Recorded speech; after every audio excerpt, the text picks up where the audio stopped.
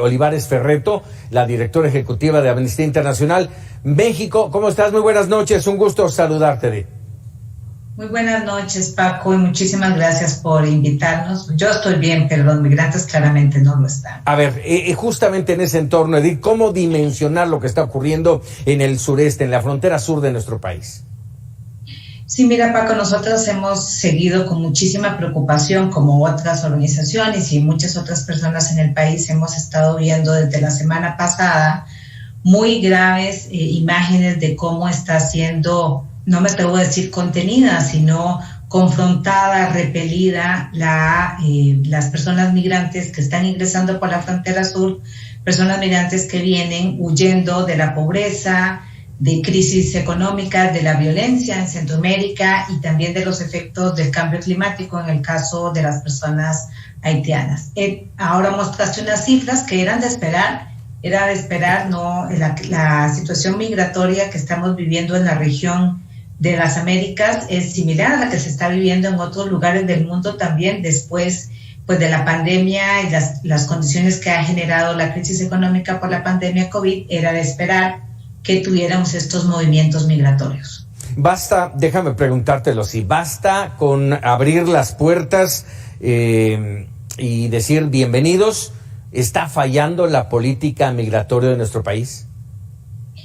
Nosotras, desde las organizaciones de derechos humanos y Amnistía Internacional, sí consideramos que hay varias fallas en la forma en que se está gestionando la migración en la frontera sur.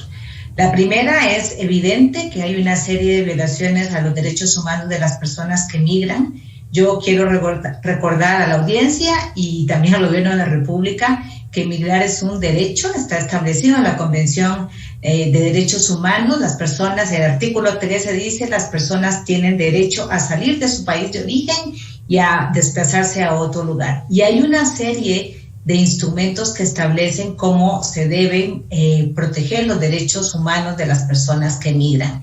La información que ustedes han mostrado y que ha estado mostrando la prensa este fin de semana muestra cómo hay detenciones arbitrarias, violencia física hacia las personas migrantes, incluso violencia sexual hacia algunas de las personas migrantes, agresiones a personas menores de edad.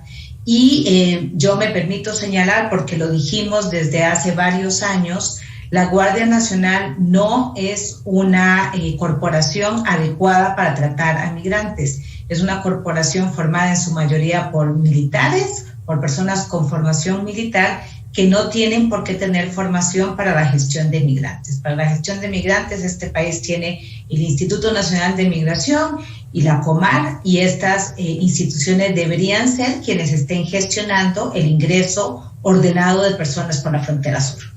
Déjame comentarte, el próximo jueves el gobierno mexicano va a tener una reunión de alto nivel en Washington, en donde estará la vicepresidenta Kamala Harris, y le entregarán una carta del presidente de México dirigida al presidente de los Estados Unidos en el entorno de atacar ya de manera frontal las causas de la migración. Esto habla de la insistente posición de México de abrir el panorama de trabajo para los migrantes. Entre esto está Sembrando Vida, por ejemplo. ¿Esa sí podría ser la solución? ¿Lo escuchará Estados Unidos?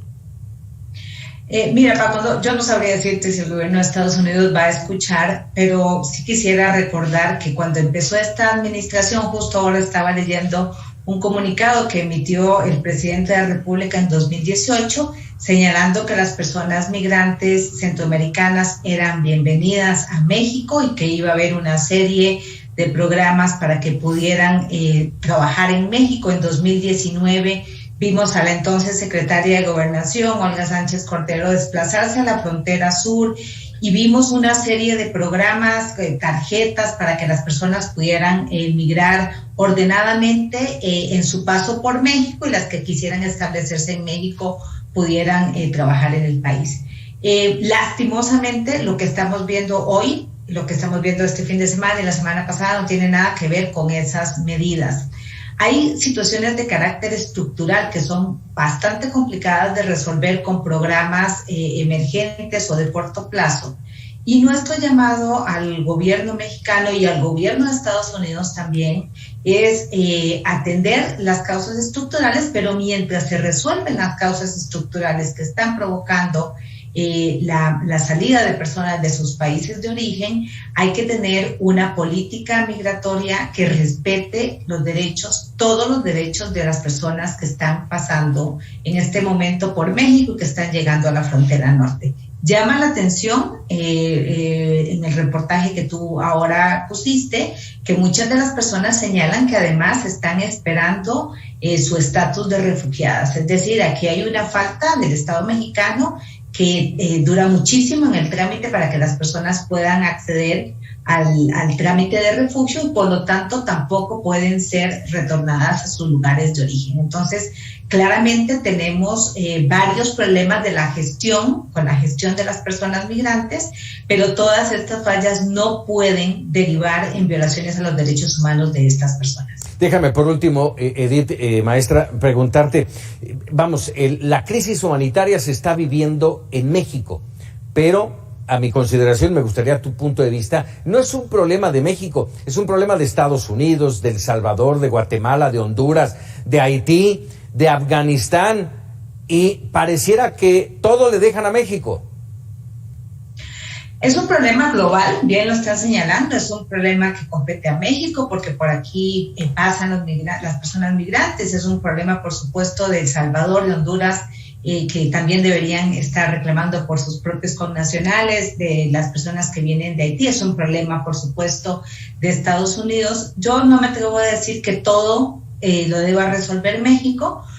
México debe resolver lo que tiene que ver con lo que sucede en el territorio mexicano. Y en este sentido, lo que sí hemos hecho un llamado también al gobierno mexicano es a no instalar la idea de que México es un territorio seguro para migrantes, es decir, no caer en la tentación de cuidarle la frontera a Estados Unidos y señalar que México es un tercer país seguro. México no es un país seguro ni para las personas migrantes ni tampoco para las personas mexicanas. Transitar por México es un recorrido de alto riesgo que expone a las personas a diferentes violaciones a derechos humanos y riesgos como desaparición forzada, trata, trabajo forzado, etcétera, ¿no? Hay muchísimos riesgos para las personas que transitamos por este país. No tiene México por qué establecerse o pretenderse como un territorio seguro para las personas migrantes. Edith Olivares, maestra, te agradezco mucho estos minutos para Mega Noticias. No, muchísimas gracias, Paco. Buenas noches. Muy buenas noches, la directora ejecutiva